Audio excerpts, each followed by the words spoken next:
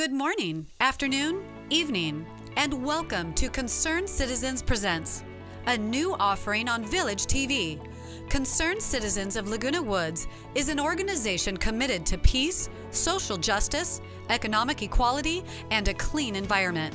For the duration of the lockdown, instead of its usual 2 meetings a month, Concerned Citizens will broadcast 2 programs a month on this channel. Our programs will feature films, lectures, and debates on topics related to our mission. We hope you enjoy today's program. Welcome to Concerned Citizens Presents. My name is Suzanne Modell, and I chair the committee responsible for these broadcasts. Today is January 5, 2022. After 2 months of in-person meetings, Concerned Citizens has shut down yet again. So, even though today's speaker was initially scheduled to address us in Clubhouse 5, we are meeting on Zoom instead.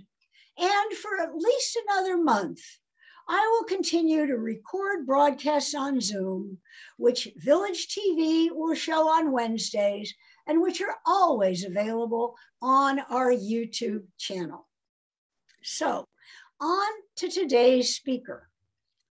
A local celebrity, Rona Henry, is a Laguna Woods resident and a member of Concerned Citizens. She is chair of Welcoming Neighbors Home, an organization that advocates for affordable housing, informs Californians about the causes and consequences of homelessness, and provides services to the Orange County homeless. She works tirelessly to get local planning boards to demand that a larger number of affordable apartments be mandatory in proposals for new housing. And she needs our help to succeed. But she'll be telling you about that herself, so let me confine myself to introducing her. Rona is a native Californian with a bachelor's and 2 master's degrees from the University of California, Berkeley. She has spent most of her career as an administrator in the nonprofit sector, primarily with the Robert Wood Johnson Foundation in Princeton, and more recently with the Ling Foundation in Costa Mesa. She claims to have retired in 2019, but as her presentation will demonstrate, Rona is working as hard today as she ever did, even though she no longer gets a paycheck. Today, she will speak to us on the Welcoming Neighbors Home initiative. So pleased to have you, Rona. Thank you very much, Sue. I'll just share my screen so I can show my slides. Just bear with me as I navigate to the slides. And can everyone see my slides? Yes, we can. Okay, wonderful. All right, well, thank you so much for the invitation to talk about homelessness and affordable housing. As Sue has mentioned, these topics have become something I'm become passionate about since late 2019, after 30 years of working in philanthropy. I worked in health and higher education philanthropy and only recently have been learning about homelessness and housing policy. Here's what I'll be discussing. First, I'll tell you what led me to do housing advocacy. Then I'll share what I have learned about the relationship between homelessness and affordable housing. I'll describe Welcoming Neighbors Home and the work we've been doing to influence how cities draft their housing elements, which is the housing part of their general plans. I'll discuss why housing elements are important and why there is one policy in particular, inclusionary housing, that we are trying to get adopted. I'll discuss what a few local cities have been doing in the way of affordable housing. I'll talk about the need for, I'll talk about a few new housing laws and a possible ballot measure. And finally, I'll let you know how you can get involved with housing advocacy if you're interested. My path to talking to you tonight started in Lima, Peru. In 2008, our family was fortunate to take a tour of Peru. There was an optional side trip to a shanty town outside of Lima. This is where people who could not afford housing lived. It was on a very steep hill overlooking the ocean, but there was no vegetation. It was hard to build on, and it was really quite dismal. Nonetheless, people found a way to construct homes out of spare wood, wicker, metal sheets. While impressed by the resilience, ingenuity, and grit of the people living there, I thought as we rode away on the bus, it's too bad the city officials don't care more about their citizens and do more to help them get decent housing. My daughter was 8 at the time, and she later told me that the experience really shocked her. Coming from a middle-class suburban home in New Jersey, she had been sheltered. I regret that we had not properly prepared her for this tour. But when I moved from New Jersey to California, I experienced a similar kind of shock. Living in New Jersey, we read in the news and heard from local charity groups that there were people who were unhoused or were struggling to afford housing, but we didn't really see them much. Even when I went to New York City, other than an occasional person on the street, we rarely saw evidence of homelessness on the street. I understand they're there, but I think perhaps those states and cities do a better job of providing shelters. The first time I saw tents pitched on the street of LA and then Anaheim, it was like I got hit in the gut. I felt such deep shame for our country. Here in Orange County, one of the richest counties in the country, and also LA, people were left to fend for themselves. And then I had an epiphany. I had been very judgmental of Lima for relegating their low-income folks to a dismal plot of land outside the city. But at least they gave them access to space that they could control.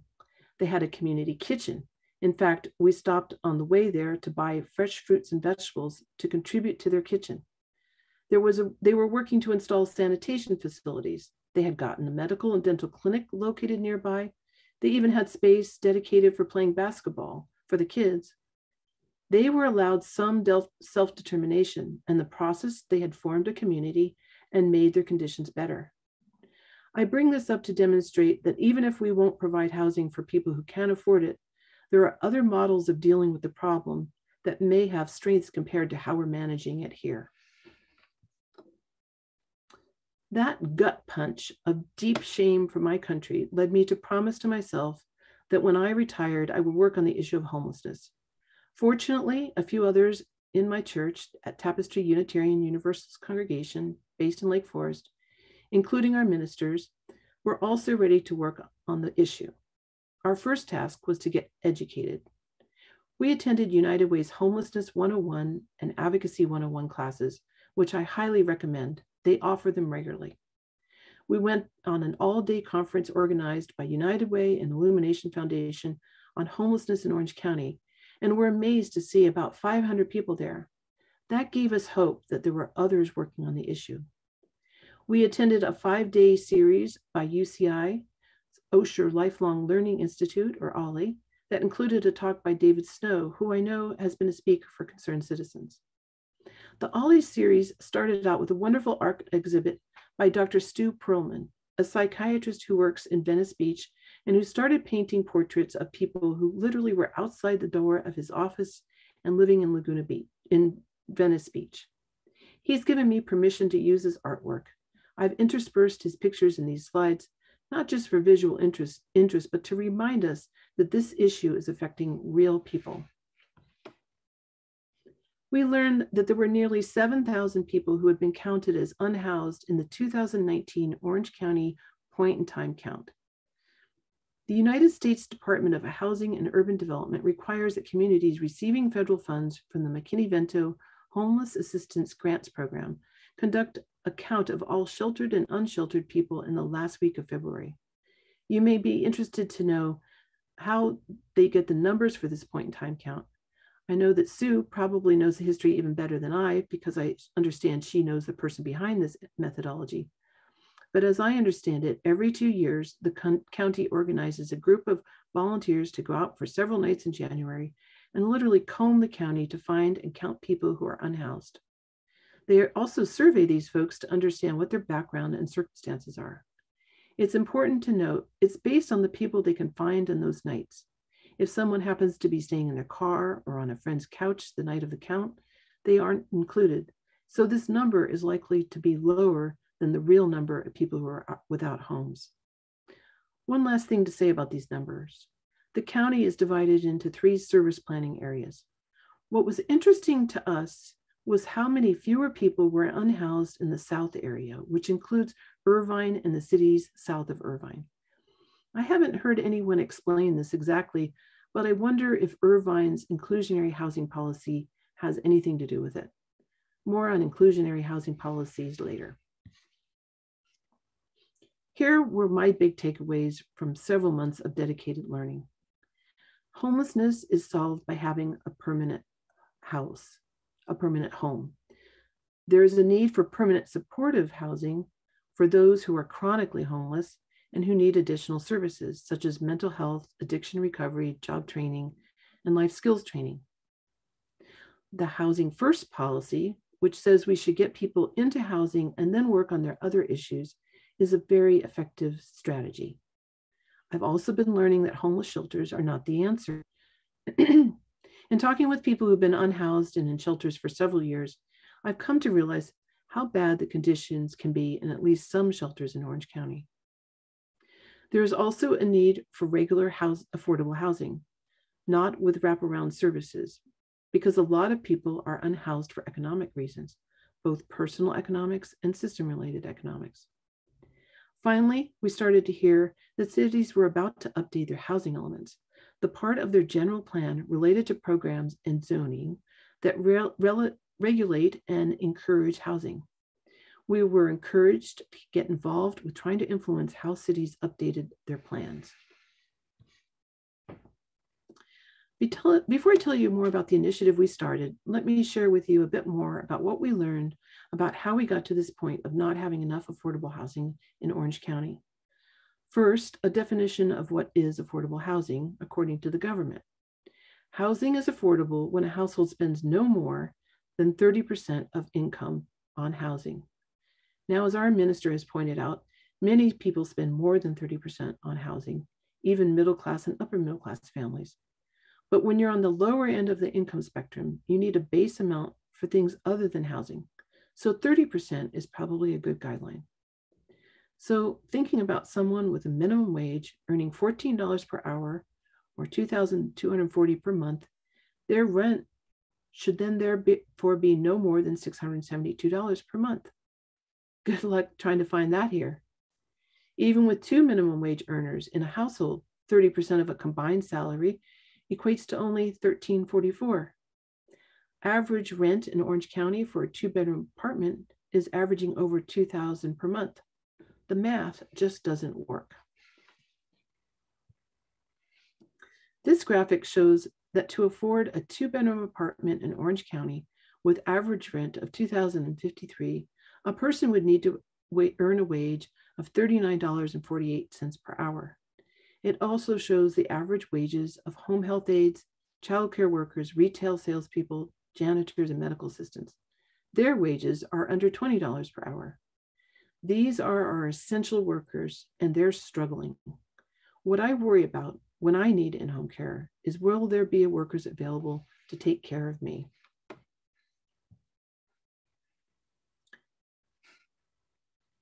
Here's another big learning for me. What I thought would be affordable rent for low-income people, according to government guidelines, is not that affordable.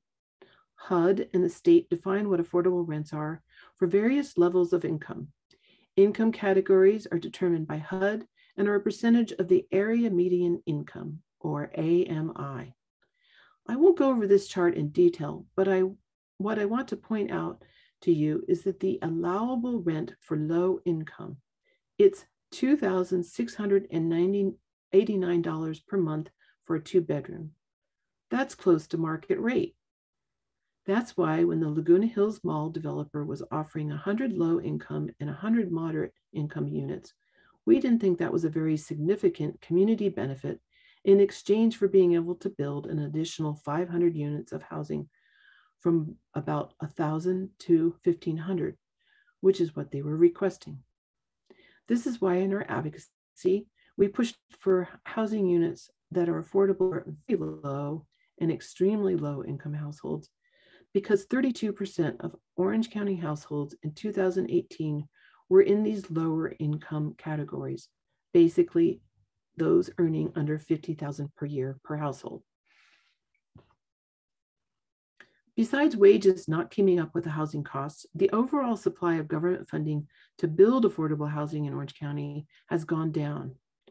Though state funding for housing went up in 2019 by 84% in Orange County, an increase of about 30 million, federal funding for housing in Orange County declined by 52%, or 168 million.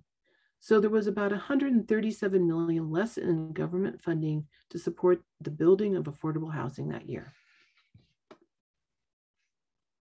And when we look at what the cities did in the last housing planning cycle, called the fifth cycle, going from 2014 to 2021, we see that when we still had lots of open land and when there was a massive amount of new building going on, cities in Orange County were not requiring housing that would be affordable to over half the residents, households earning less than $100,000 per year. Aliso Viejo stands out because half of its housing production was considered, quote, affordable, with 83 very low income units and 335 low income units. These categories combined are often referred to as lower income. But keep in mind that low income rents are close to market rate. Aliso Viejo's percentage of very low income housing that would help people making under $50,000 per year was only 10%. But that's way better than many of the South Orange County cities. Only 3% of Laguna Niguel's housing was for very low income. None of Laguna Hills was for lower income. Laguna Woods didn't build any housing. Look at the missed opportunity. Laguna Niguel approved 33 above moderate income units for every one low income unit. And Lake Forest, the ratio was 101 to 1. Aliso Viejo permitted 70 above moderate income homes for every one low income home, very low income home. We wish the cities could have negotiated for better community benefits in the form of more affordable housing when approving all those permits for building in the past. But that's done, and we hope to influence what they plan and permit in the future.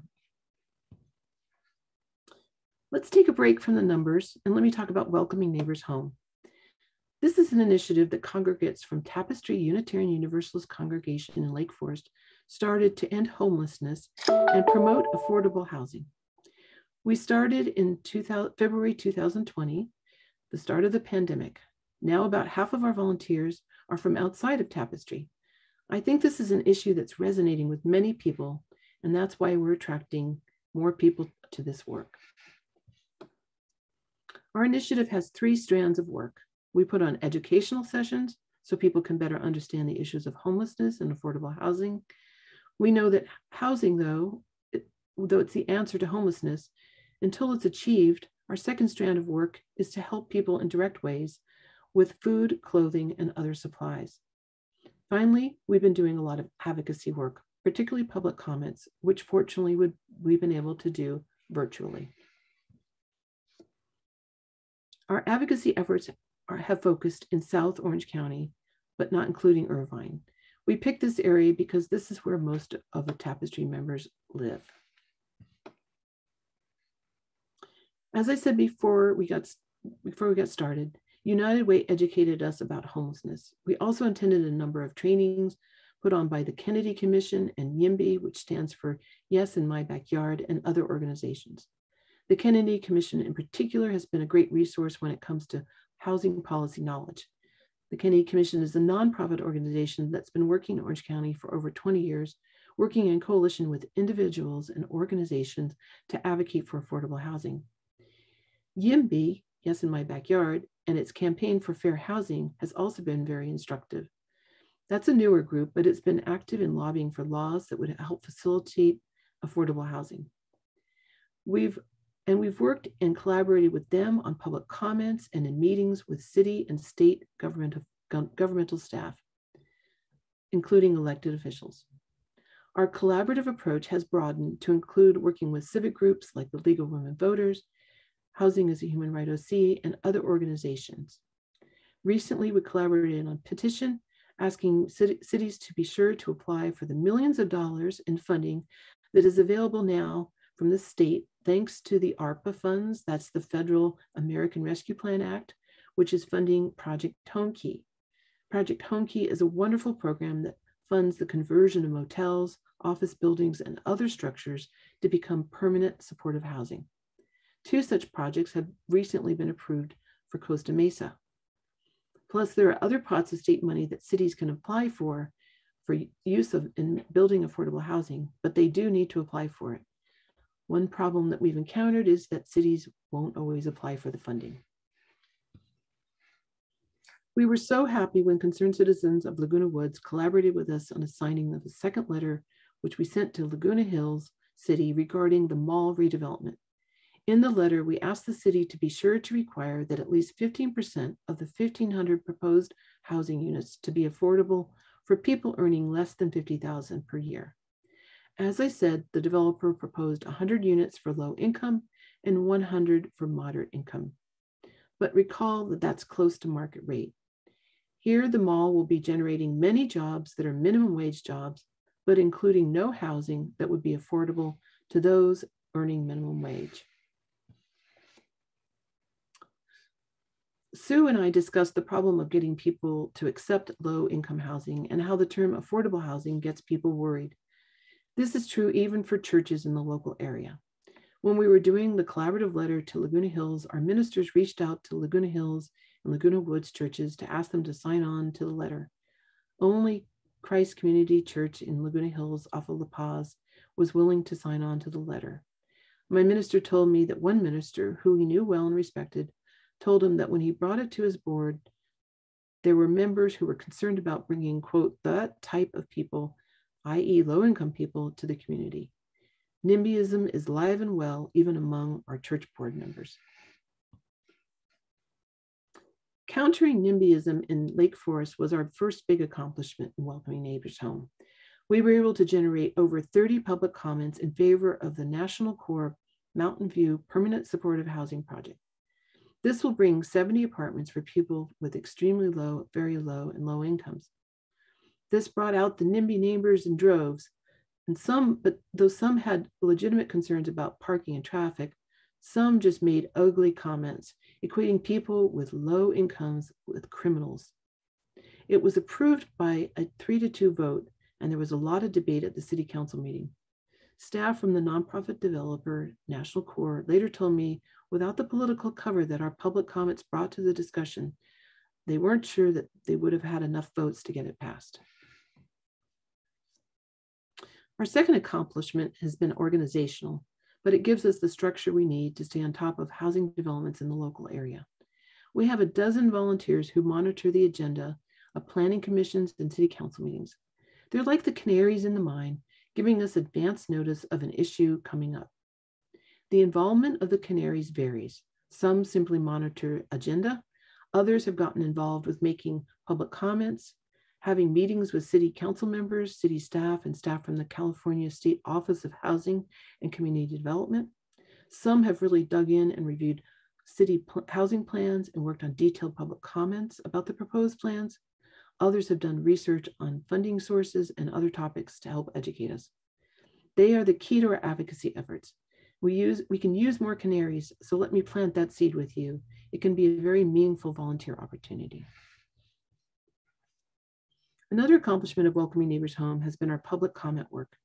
We've done detailed public comments regarding the housing element drafts for all the cities we're focusing on, and I'm glad to see that the California State Office of Housing and Community Development, HCD, is taking our feedback into account when they do their reviews. I'm also proud to report that in less than 2 years, our calls for action have generated over 400 public comments, and we're grateful to those and concerned citizens who have responded to those requests.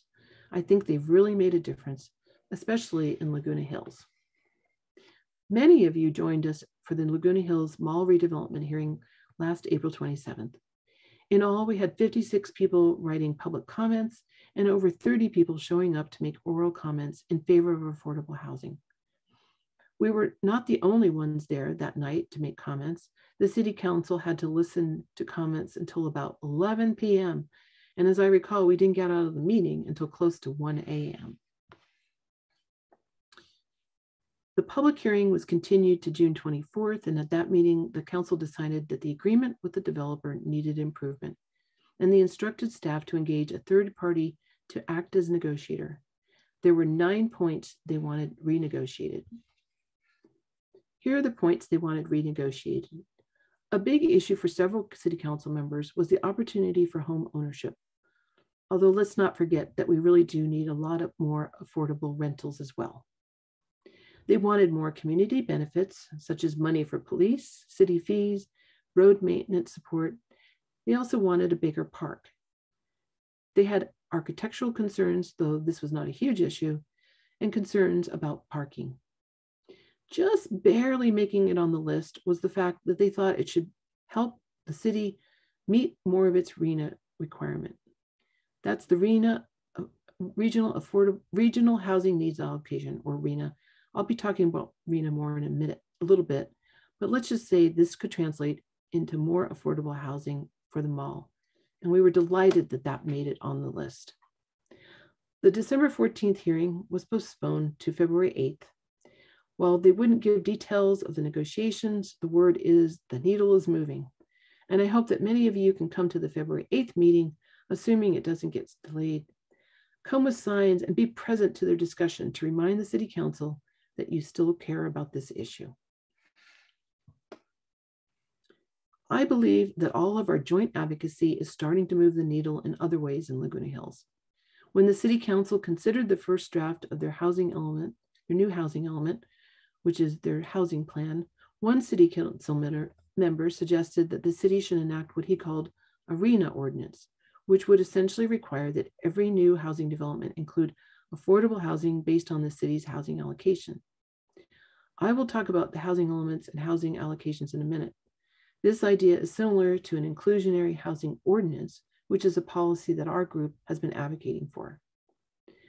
And when I saw that in the latest draft of the Laguna Hills housing element that they would be considering an inclusionary housing policy, I took it as a hopeful step. Mind you, they're just considering and investigating it. But we still have a long way to go, but it is progress. Now I'm going to switch gears a little bit because I keep referring to housing elements and regional housing needs allocations, and I want to tell you why these are so important. Let's start with the housing element. It's the housing section of the city's general plan. It must be updated every 4 to 8 years. In these plans, the cities do not actually commit to actually building housing or even funding the building of it. But they do need to plan for how they will zone for the housing and commit to implementing programs that will spur housing development. Excuse me.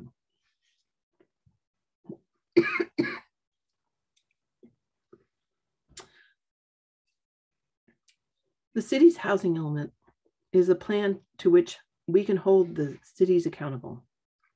The cities commit to zoning certain areas for housing at various densities or housing units per acre.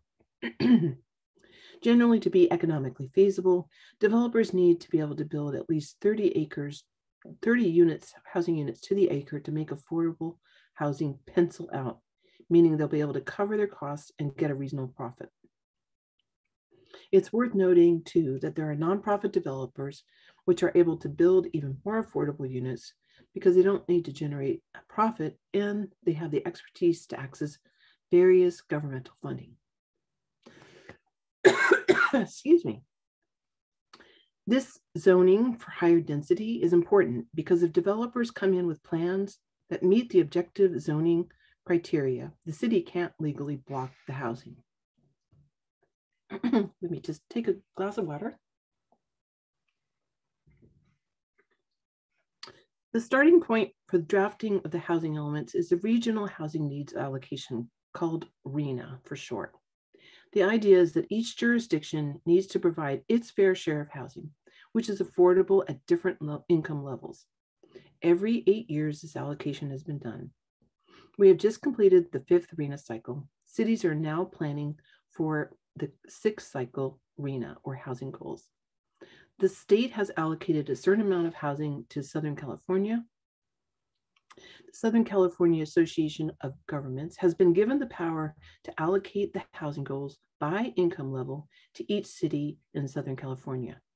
That's each city's RENA, and that's what's been getting some cities upset. Many cities have had very low RENAs. That's changing because now the state is trying to get the housing closer to jobs, transit, schools, and amenities instead of allocating it to places that simply have vacant land. Let's look at what happened to 4 nearby cities.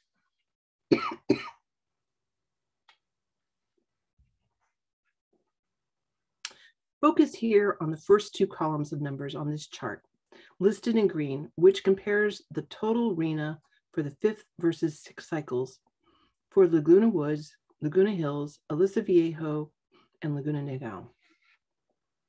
Laguna Woods had only to plan for 2 housing units in the 5th cycle. Now they must plan for 997.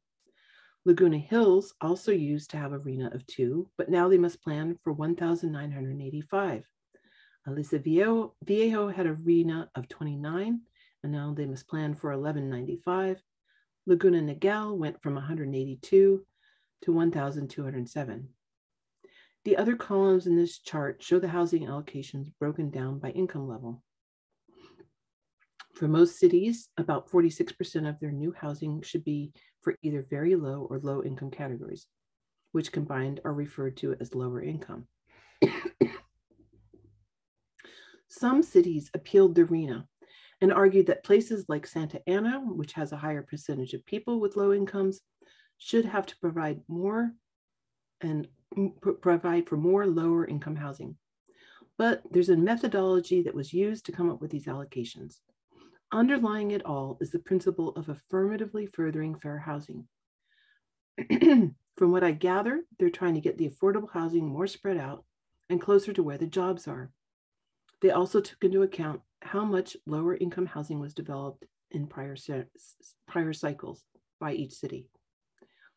Parenthetically, you can see how getting affordable housing closer to jobs could help traffic. Our volunteers have made a point to talk to people working in nearby retail and restaurants, and it's amazing how long these workers need to drive to work here. Looking more closely at housing elements, what are the things we're looking for as we review them? Generally speaking, we want them to produce fair housing. We want to ensure that all income groups have an opportunity to have housing that is close to jobs, schools, shopping, and transit. One big component is the sites they identify for housing. Are the sites spread out with access to amenities for all income groups? When a city picks a site for lower income housing, is it realistic that the housing will be developed there? Or is it just on the list with never a hope that the developer will come in and build affordable housing on that land? This photograph shows an example of a site put on a site inventory in a nearby city. It has a very steep slope right next to a freeway, and it's been on the site inventory for that city for the last 16 years, 2 cycles. The city wants to get credit for zoning 160 lower income housing units there. But we question how likely it is that any developer will want to build on this site. We have also questioned cities when virtually all of the sites to be rezoned for housing already have existing businesses. Sometimes cities have to do this because they're already built up, but sometimes they pick less than desirable sites to rezone for lower income housing, and they don't list the more desirable areas where there are more vacant buildings. Another thing we look for is whether the city is going to implement programs that will incentivize development or protect existing low income housing. And do they have programs to address homelessness? These are the issues that we've been looking at as we review local housing element drafts. We particularly think the housing elements need programs and policies that will help spur the building of affordable housing to overcome the fact that we are basically built out and with very little vacant land that's easy to develop. So in their housing plans, we look for programs that will incentivize or require affordable housing. We like to advocate for an inclusionary housing policy that would require, versus just encourage, any new development to include 15% affordable housing. And we want the policy to specify that most of it will be for extremely low and very low income housing. We prefer that the affordable housing is built, but sometimes that's not feasible, in which case we want in lieu fees to be meaningful so that the funds can be built up to be allocated for affordable housing elsewhere. Usually we ask for in lieu fees to be at least $15,000 per unit. Irvine has had an inclusionary policy since 2002, and I understand it's been very effective. They have over 4,000 affordable units, and they are integrated into market rate buildings. You can't tell which units are low income and which are market rate. I hear that city is considering going up to 20% on this requirement. Interestingly, Laguna Woods has had a policy since 2009. The difficulty, of course, with Laguna Woods is it's largely built up, not so much new building as expected. But if we see any properties redeveloped, it's good that this requirement's in place. Although I will note that their in lieu fee, the median price of a new affordable 2-bedroom apartment, is unusually high. As noted, Laguna Hills will explore the feasibility of implementing such a policy. We will need to monitor the city and advocate for the policy when it's considered. In Aliso Viejo, I'm not sure we will see them implement this policy, but we have requested it. So what happens if cities don't submit housing elements that the state approves of? The state is taking the job of reviewing housing elements much more seriously now and putting resources into enforcement. If cities don't get their housing plans approved by February 12th, they will have to complete rezoning of sites for housing within a year of the original deadline, which was October 2021. Rezoning is a lot of work for cities, and having to do it faster will be hard. If they are out of compliance, cities could be taken to court by the state, as was the case in Huntington Beach and Mission Viejo. I heard one news story in which the state attorney general was going to hire something like a dozen new staff to enforce state housing laws. Without compliance, cities can incur fines of $10,000 a month, with escalating fines not to exceed $100,000 per month. They can also become ineligible for certain state grant funds, and they can lose their ability to control local land use, and this could mean no building permits could be approved. There have been a lot of new housing laws, about 30 in the last year alone, which have made doing the housing elements more complicated and which are changing what cities can control in terms of land use. These new laws are causing tension. I haven't gone to a city council meeting in the last 2 months where one of the city council members didn't note or complain that the state was imposing new regulations. Here are 3 noteworthy new laws. First, let's discuss SB 8, which is related to SB 330, which is SB 330 is a recent law and is known as the Housing Crisis Act of 2019, or ACA, which among other things limits the locality's ability to prolong the housing approval process. It also limits cities' abilities to impose or enforce housing caps and development moratoria, and requires developers who demolish existing affordable housing to provide replacement housing and relocation benefits. SB 8 extends until 2034 the ACA provision that prohibits cities from conducting more than 5 hearings on a permit application. Senate Bill 9 has been getting some press. It's a follow-on to an earlier law that made it easier for homeowners to build ADUs, or accessory dwelling units, or granny flats as they're commonly known. SB 9 makes it easier for existing homes occupied by a homeowner to be converted into a duplex if certain eligibility restrictions are satisfied. It also allows single-family home lots to be split into 2 lots and a duplex to be built on each lot, provided that the initial home is occupied by an owner who attests that the owner will continue to live in the unit on the property as a primary residence for at least 3 years. Now, some people may worry, well, I have a 4-plex next to my home. But in talking with an architect who studied the law's restrictions, it appears that very few lots would be big enough to accommodate this. That said, this law will enable more housing, and we hope it will be affordable, as we would expect the new units often would be for family members of the owners. AB 721 is one of the more under-publicized laws of the 2021 session.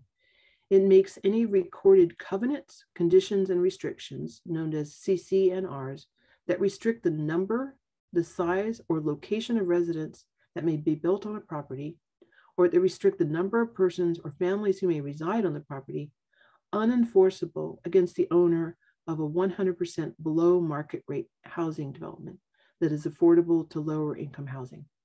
A lot of cities have developments with CC&Rs, and they've been able to avoid housing laws. This may make it less possible in the future. The final thing I will leave you with is a prediction. Because of the increasing backlash toward the, quote, state interference with local land use, there is a movement to putting a measure on the November 2022 ballot that would block the state from imposing most kinds of zoning requirements on cities and counties. My concern is that for the first time, the state is getting serious about enforcing compliance with their housing plans, and its powers may be clipped. Now, some will argue that we've had housing elements processes for 5 cycles, 40 years, and we still have a problem with the lack of affordable housing. But in my view, cities really haven't been taking the duty seriously of ensuring that affordable housing was included in new developments, housing developments, and the state was not holding them accountable. They let the free market run free, and the result is a gross imbalance between above moderate income housing and lower income housing. It's time to ensure that we have a more balanced approach to housing affordability. Oh, sorry, I forgot to put that slide there. We would love to have you join the fight for more affordable housing. Feel free to contact me. Our email is here, welcomingneighborshome@gmail.com. I've also listed a few housing sites of our allies. You may want to sign up for their mailing lists. That way you can get notified about their training opportunities and calls for action. If you're interested in digging in more into this issue, please contact me at welcomingneighborshome@gmail.com. We could use more canaries, AKA housing heroes, those people who are willing to monitor City Council and Planning Commission agenda. And we could use help monitoring how cities are implementing their housing plans. And we would love to have a cadre of folks who are willing to write public comments in response to our calls for action. Or you can get involved with ad hoc project work, such as targeted research, editorials, writing projects, meetings with city staff and elected officials. We also have service opportunities, such as providing food and supplies to those without a fixed abode. Affordable housing is such an important issue. It's an issue that you can meaningfully influence at the local level. It may take a while for local cities to write the course, but with input from residents, I believe that we'll start to prioritize affordable housing. Thank you for your time and attention, and I'm happy to take questions. I'll stop the share of the screen now.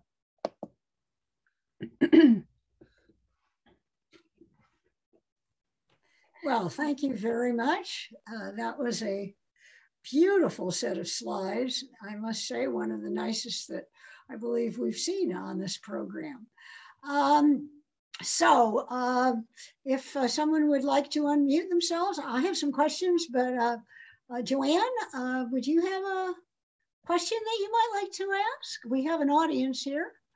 You have to unmute yourself. Yes, I had to unmute myself. Rona, thank you. I thought it was a very provocative discussion or a presentation, excuse me. What I'm concerned about is I used to be on a governing board in this community, and we have Section 8 residents. And the problem with a lot of the boards had closed meetings, and a lot of the people who were Section 8 had serious mental health issues.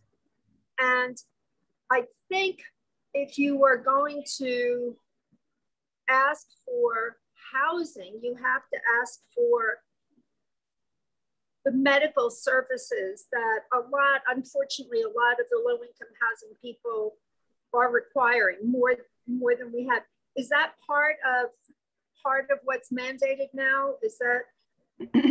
Well, you're bringing up a wonderful point, Joanne. And that's why if you listen to one of the things we learned, we went to United Way, there's a big push for permanent supportive housing. So that's what I was talking about. These would be people who are living in a facility, but they have like a manager on site, and then they have services such as addiction recovery or mental health services where they can have access to it either on site or it's arranged for them to be able to get to those services. And this is one of the good things about the Home Key project, which has been, that I mentioned in Costa Mesa, that is for permanent supportive housing. And we need a whole lot more of that. So, you know, I will admit that there are people that, you know, have Section 8 housing that have a lot of issues and they need additional support. So that's why there's a big push for permanent supportive housing. If I could just interject, Rona, I'm not sure that all our viewers know what Section 8 housing is. So, yeah, so Section 8 housing are vouchers that are coming from money from HUD, and it supports, they can take the vouchers and use it with their landlords. But the issue is that landlords have to be willing to accept it. Now, sometimes they'll also be allowed to supplement it and pay a little more. The person with that voucher could pay a little more. A lot of times people who have Section 8 vouchers, you know, a lot of homeless people actually are working still. And people with Section 8 vouchers potentially could add a little bit more. But the difficulty that we're finding is that recently in Orange County, they were able to get about 1,000 more Section 8 vouchers. They're also called housing choice vouchers. But folks haven't been able to find landlords who are willing to accept them. And this is something that we've been trying to encourage cities to work very proactively with landlords. And there's a wonderful program that United Way's been helping to organize. It's called Welcome Home OC. And that actually works with landlords to provide additional sort of guarantees, additional deposits, additional resources and supports to the people who've gotten those vouchers, and that would make it a little bit easier for the landlords to accept Section 8 vouchers. Okay, right, thank you. Cece, would you like to raise a point or make a comment? Well, you know, I just wanted to say I'd been involved for quite a while in the homelessness. First as an observer moving from the East Coast and wanting to acquaint myself with California or Southern California in any event, and taking trips to Laguna Beach, and homeless were all over the streets. And that's 1998 and 99. Went up to Santa Barbara, State Street in Santa Barbara, the main avenue there. Was same way. Went to Santa Cruz, to the college, same thing. And I do remember going to supervisor at Santa Ana. I can't remember her name right now. There were a bunch of us at the time. I gave Tim Burns and a few other people. And they were very busy at Santa Ana designing houses for the elderly, for the homeless rather. And one of the comments she made was that it keeps growing in her community. And that's because the other communities such as Laguna Beach and Santa Barbara and all the warmer coastline areas where so many homeless find themselves, were sending them, directing them over to Santa Ana. So basically, I guess what I'm saying is it gets worse every year. But underneath, I want to say what I totally believe is in, and I know this is about cities, not even so much about our state. It's about cities within our state. But America, as long as it has impoverished people that it has now, will always have homeless. And as families grow and people are freer about having children, it will just be more of the same. And basically, to really show how sad I feel about all of this is that it's 3 words to me, and it's about money. and it's about not spending money in their cities for homeless people and or housing. So what they might consider a budget for housing in certain areas would not cover any kind of real percentage of the homeless in the street. Now, my grandson lives in Echo Park, and there's a huge amount of homeless people around the street where he lives, where he pays quite a bit of rent for a small apartment. But if you move over to Beverly Hills and other sections, Hancock Park, you don't see that at all. So it's about money, and it's about cities that can afford not to do anything they want. They can get away with it. And I don't know, Rona, if you see any hopefulness in this, what I know sounds like hopeless. Thank you. Well, actually, I do believe so much of life is about money, right? However, I also think there's another element of this, which is kind of misinformed, misinformation, sort of thinking that people who are low income, are somehow criminals. And, admittedly, there are people who, have difficulties and challenges, and they need extra supports. But there's a whole lot of people that are homeless and in need of housing who simply, they're working, they just don't have enough money to pay for it. And housing's just gotten so expensive. There is actually an awful lot of money now available from the state, but Orange County hasn't had the most stellar of records in terms of applying for that. And the cities have to apply for it. And we know of cities where they could have applied for money from the county, and they chose not to because they didn't want to, quote, have those people in their community. They didn't want to make it easy for them. But there are cities, I'll just also note, and then in South Orange County, there's, as far as I know, there's only one shelter. It's a very small one in Laguna Beach. And I think it only takes about 40 people, and it's pretty much full. So I don't necessarily disagree. I do have hope. I think the key is to start talking individually with council members. What I found is it isn't related to party. I know people on both sides of the aisle in city councils who are willing to work on this issue, and we've started those discussions with them. So I am hopeful. That's great. Thank you. Joel or Marcia, the Goldsteins, would you like to make a comment or a question? Thank you. Thank you, Rona, for a very excellent presentation. Joanne anticipated part of my question. It seems to me there's a great difference in placing people and acceptability of having people in the community, depending on whether they're simply poor or have mental health problems or substance abuse problems. And have you found that if you have different approaches for these three populations, now of course some people are mixed and having 2 or 3 of those issues, but that approaching the communities by separating these populations that need different kinds of services, that helps in acceptability. Joel, I think one of the things that we've found is that there isn't enough permanent supportive housing to know for sure which is the best policy.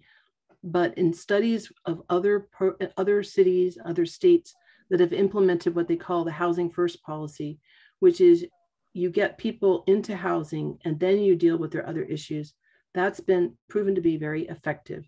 And if you think about it, I don't know about you, I guess my analogy would be when I've been able to travel and I have jet lag, I don't function very well, right? When you're sort of in process and you're not getting good sleep and you're looking for just trying to survive, trying to make good decisions doesn't always come easy. So what we find is if you can get people housed and then you also provide them services, that apparently is a very effective strategy.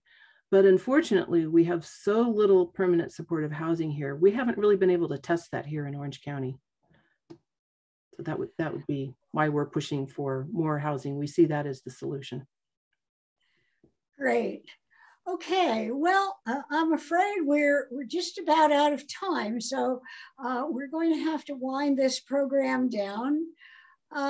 Concerned citizens, thanks, Rona Henry, for her clear and thoughtful presentation.